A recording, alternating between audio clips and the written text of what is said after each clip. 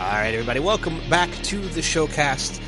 And our guest this week is someone whose career has spanned all sorts of great projects over the years. You've seen him in movies such as The Dark Knight, Pacific Rim, one of my personal favorites, which is Johnny English Reborn. Also on TV, TV projects, TV shows such as Revenge, Game of Thrones, and now he can be seen in AMC's Turn, Washington Spies. Please welcome to the podcast, Mr. Burn Gorman. Burn, thanks for joining us. Thank you very much. That is what I call an introduction. Appreciate you having me. Yeah, no problem at all. I feel like I have to apologize ahead of time, though, just because we may jump around a little bit, because as I said, you have so much that you've done over your career, and I want to get to at least as much of it as possible within the time that we have with you. So before we go any further, I want to jump right to AMC's Turn, because that's what you're currently on right now. So for people who are listening who haven't seen it yet, what can you tell us about the show and your character? Okay, so I'm trying to not come across as a history nerd, but this is like one of my favorite projects I've ever worked on. This is a drama on AMC about essentially the America's first spy ring. It is a true story based on these true American heroes who basically helped turn the tide of the war against the British in the Revolutionary War. And it's essentially a spy story, which is very exciting, about these incredible, very normal people. We're in season 2 now. And it's getting further and further into the maze, but they were absolute heroes that really did turn the tide of the war, and that George Washington set up the spy ring. It's a very interesting story. And they were like essentially farmers that started this spy ring, correct? Yeah, that's right. It's pretty unglamorous. Like the main character is played by the great actor Jamie Bell, and he plays a cabbage farmer, which doesn't sound exceedingly glamorous. But yeah, these guys were a bunch of childhood friends, and the reason they were never discovered, these letters were found in the 1930s that had these code names on them in Washington's correspondence. And, but at the time, they were never discovered. They were childhood friends. They would never let anyone else in to the group. They had these, very new spy techniques. Back then, it was a very ungentlemanly thing to do, to be a spy. It wasn't like, the image that perhaps we have nowadays of, James Bond or whatever. It was kind of frowned upon, really. Mm-hmm. By the generals anyway. But these were just a group of very ordinary people who were, didn't want to be pushed around anymore, and so they created this spy ring and were never discovered. So yeah, there's a great bunch of people. Your character, Major Hewlett, might be one of the nicest British people ever portrayed that I've seen. He's like he kind of seems like a guy you like, rather than some of the other characters. Yeah, I mean, to be fair, I've sort of made my career playing, shall we say, morally questionable jerks.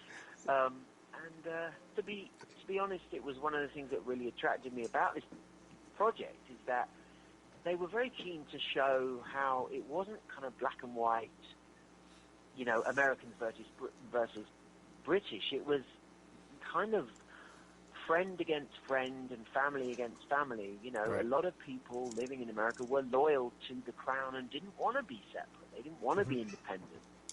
And there was all these layers of, for the guy I play, Major Hewlett, is essentially a kind of middle manager. Like today's warfare, these guys are, incredibly brave and get put in these situations that perhaps they don't want to be in. And he's trying to do the best that he can, So, I wanted to portray him as a man, as not perhaps not as the idea of the dastardly villains that all the Brits were. You know, there was a lot of good people involved in a misguided venture, but right. you know, they were trying to do the right thing, and he believed in that. You know, that the Americans were subjects to the king. You know, a lot of the Brits did believe that at that time. Right. We don't learn about it much in England. I wonder why. We're sort of not taught it at school much. I was going to say, I mean, even, you know, you kind of alluded to it a little bit earlier. Are you a bit of a history buff before that, Yeah, you know, before you were even on the show? Yeah, definitely. And I guess growing up in England, even though you are a bit of a history buff, did you know as much as you did, as much about the American Revolution? They probably they're not, like, it's been a while. I can't imagine they're still bitter.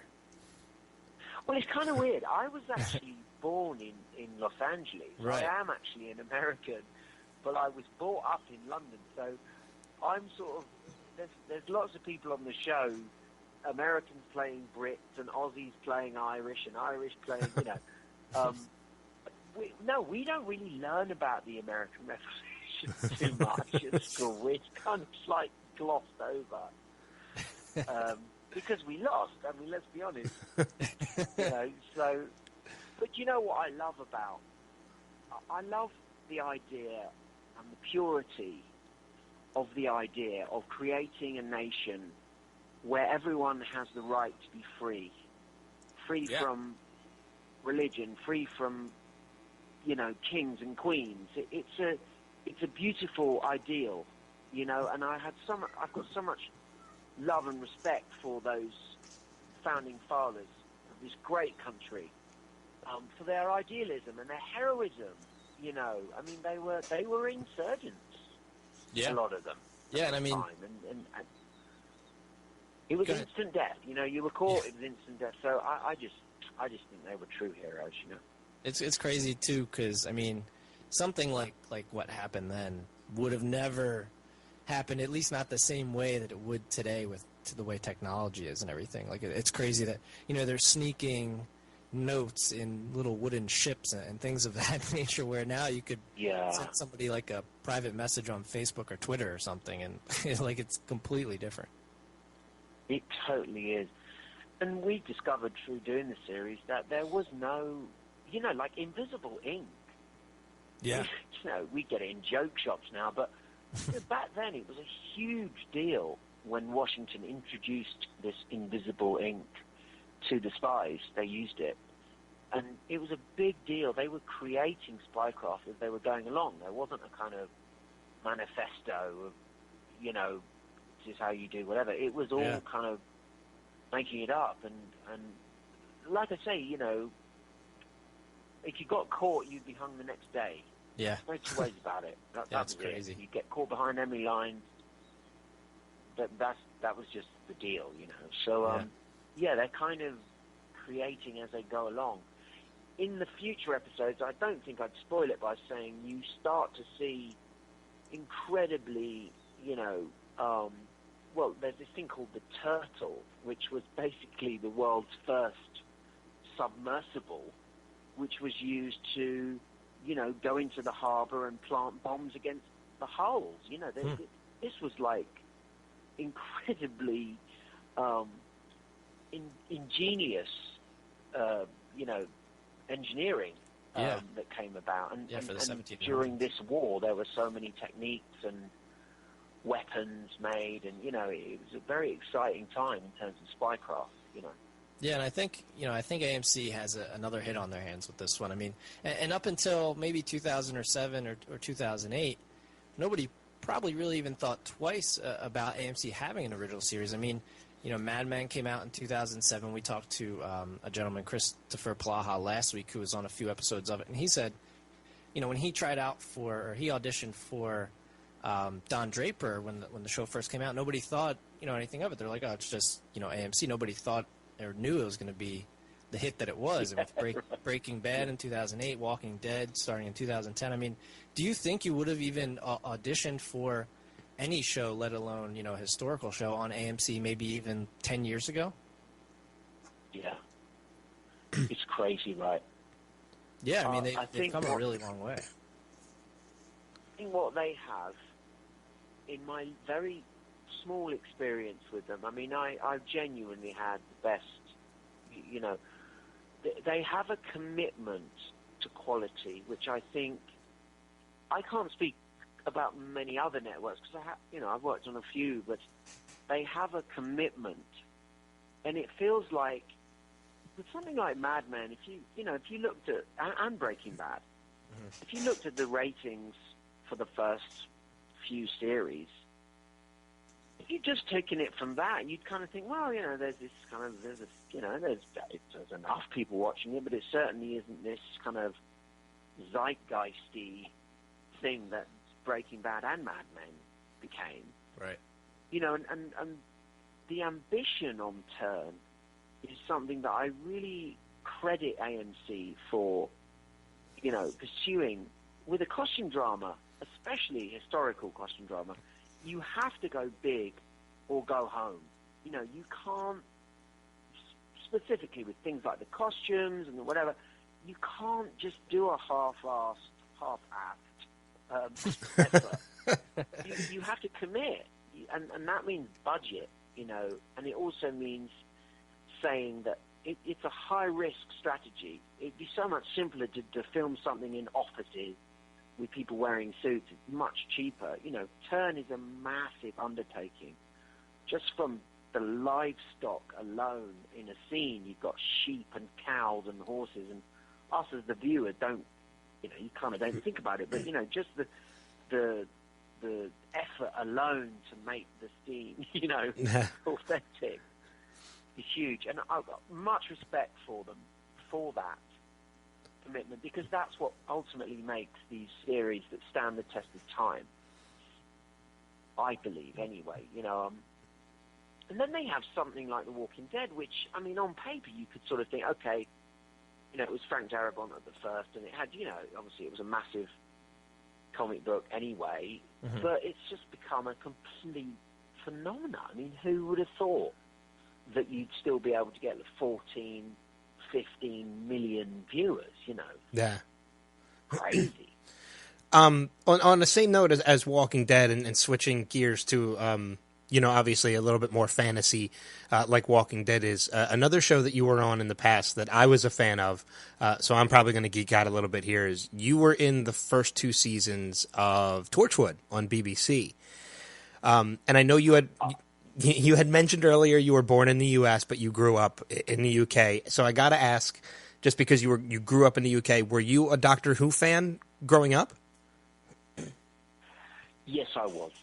I mean, it's a little bit like, well, I don't know if you're Doctor Who fans, but you kind of know the perhaps the resonance it has in the UK simply from, firstly, how long it's been around, the longest running sci-fi show in the world, I think. Mm-hmm. And I just remember it always being part of my life. When you came home from school, it was on, and Tom Baker particularly was such a huge kind of iconic character. It was his silhouette with the scarf and his hair and everything. He was just always part of our lives. So when they phoned and said, particularly that Russell T Davies and the producer at the time, Julie Gardner, were producing this spin-off, I was a bit like, well, I would love to be part of the canon in any way. Mm-hmm. It wasn't really described to us what Torchwood was going to be, except that it was a more adult crap show, and there was going to be different things in it. And I think, looking back now, I obviously have huge fondness for the show and the cast still, obviously, because it didn't turn out the way I don't think that anyone thought it would. It was a tricky, as you know, you either love it or hate it. Mm-hmm. Some of the episodes are really good, and some of them are just pretty crappy. Well, Doctor Who was the same way. I mean, there are the episodes that were great, and because I am myself a huge Doctor Who fan, There were episodes that were the same way. There were episodes that you loved, and then there were episodes that were just utter, complete throwaway garbage. But you still loved them all the same, whether they were great or they were bad. So, Yeah, and I agree. I'm curious, being a Doctor Who fan and then doing Torchwood. I mean, because you were in a cast that was surrounded by John Barrowman, who himself is a fantastic actor, and I can only imagine what it would be like to work with him on set, because I've seen behind the scenes stuff where he can be a complete serious deadpan actor, but he is a complete goofball, behind the scenes. So yeah, he really led by example, though. I'll tell you, honestly, he actually is an extremely good company leader, as it were, because he knows how much these things take, the time and, say you're on a night shoot or something like that. And John leads by example. He works really hard, but he plays hard as well. Mm-hmm. And it was very, very, very, it was great. It was very warm, great technicians, great actors. We were left to our own devices in a corner of Wales. We really were. Like, people called us the small show and the Doctor Who were the big show, Mm-hmm. And it was just like we were sort of left alone. And looking back, though, in 2000 and God, it was almost 2006 now, 2007. It's almost 10 years ago. It was the first show on British television, I think, that really kind of presented sexuality, pansexuality, bisexuality as a non-issue. Mm-hmm. It wasn't an issue. It just was what people were like, which is the reality. Whatever you're into, you're into. And I loved the fact there was no judgment about it. And yes, sometimes it was done in a crass way. And my character in particular was a jerk. He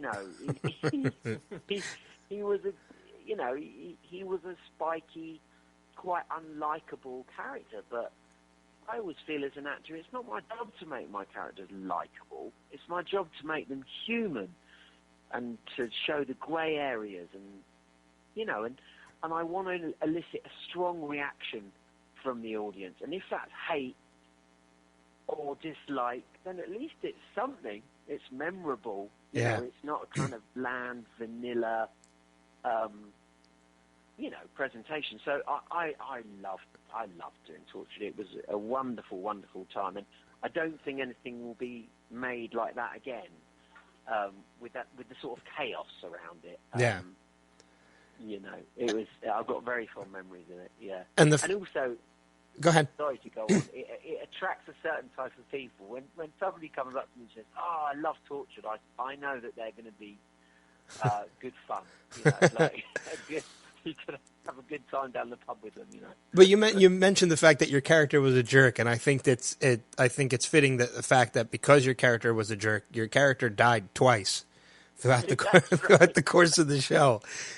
And I'm curious too, being a Doctor Who fan and being on Torchwood, it never happened, and I know fans of the show kind of wished it did every once in a while, but did you ever wish at any point that the show would cross back over, if only just for an episode, back into Doctor Who, just so you could say you were on Doctor Who?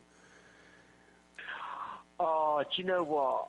I secretly, of course, I would love that, but I think that tone of my character and his place within Tortured was a completely different tone to Doctor Who, and I think that it just wouldn't have sat right. I think it was fine for the others to go through, but I don't know. But yeah, I mean, obviously, never say never. I would love to have turned up in some space bar somewhere or something. But yeah, it shall remain. One of those things that I'll always wish, but never happened. Not to worry, Well, I mean, there's rumor that that Stephen Moffat is open to bringing back Captain Jack and Riversong to the current iteration of the Doctor. Oh, really? So, okay. Who's to say that the Doctor couldn't stumble upon a timeline where you and the rest of Torchwood are still around? Yeah, that's right. No, I think all that lot have had enough of me. I think they think that I'm like Owen, so they try and avoid me as much as possible. You know? I know we're running a little that short. would be so cool. That would be. I know we're running a little short on time with you, but I really quick want to mention Game of Thrones, where you were on a few episodes as Carl Tanner, one of the Night's Watch, who kind of went a little rogue. And I heard that you're also a Game of Thrones fan, so I'm curious how different it was working on that compared to other shows that you worked on, especially with the really large following that it's gained. I mean, you talk about the AMC shows, Breaking Bad and Mad Men, how they started out, and Game of Thrones has kind of done the same thing where it's just blown up. Oh, it's a monster, isn't it? Yeah. I was a massive fan, so I was, if I'm honest with you, I got in touch and said I'd do anything. Occasionally as an actor you write a letter or whatever, and I was like, yeah, come on, I'll do anything, I don't care. And so David and Dan, the creators, I think saw an audition, saw something and say, okay, well, he can play that part. And that was in season 3, which is, I was in it for like 5 seconds, and then they were very kind enough to bring me back for season 4, and I don't think I've ever sworn so much in any other part. I told my mum not to watch it. She said, "Oh, it's all right. I've seen you swear before." And she phoned me afterwards and said, "Oh, that was a bit blue, wasn't it?"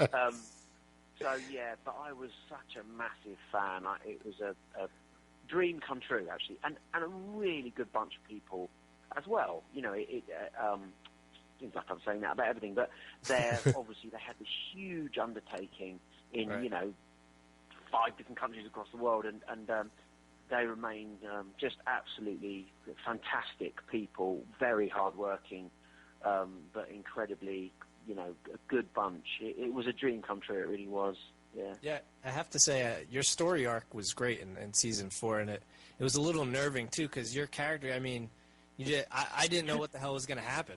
Like, I was actually kind of worried that with Game of Thrones, anything can happen. I thought Kit Harington's character was going to die. Yeah, I didn't know what was going on.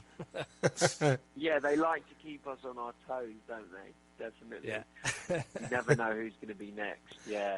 I can't wait to see what happens, I've got to be honest. Yeah, especially because they're diverting from the books now, so it's pretty much a mystery to everyone at this point, which is good. That's right. I mean, it takes a little while, doesn't it? As a reader, you're like, oh, that's different, and there's a little bit of a jolt, but then they know exactly what they're doing. Mm-hmm. Yeah, they really do, and so I think dramatically, if something can be not improved from the books, but if they sense that it would fit in to the episode better for it to be a certain way, I think you've just got they really do know what they're doing. But it was very exciting to be part of it. Yeah, I was very excited. Yeah. Very excited. Well, I know we're running short on time, so we're going to get ready to wrap things up with you. But before we go, I just want to say, since we didn't get to talk about it a lot, I'll just leave it with this. I think you and Charlie Day were the true heroes of Pacific Rim. Thank you very much. Because I'll pay you later. Because without you, the plan would have never worked. The original plan would have failed, and the whole world would have been gone. So there you go. Yeah, there we are. Absolutely. For once, the scientists come up with the actual solution, which I was very glad to be part of. I've got to be honest. Yeah. It was great. Very, surprised very a lot of people. Yeah. It's such a fantastic movie. Yeah, it really is. Well, it's one of those, isn't it? It was a total immersive experience. And Guillermo, as you know, is a genius. And just to work with him, for me, was the thing. And so I just did what he asked me to do, and had a great time on it. And you just worked with him again too, and with Crimson Peak. Yeah, have you seen the trailers for that? I have. I actually just watched it today. It looks really good. It is. Seriously, I mean, in terms of gothic horror, you could think, oh yeah, but it's not actually going to scare me, because it is really, really scary in the best possible classic way. Oh, and I love Tom Hiddleston again, too. To work on any of his sets is just incredible. It's totally practical. There's hardly any CGI. It's just a dream.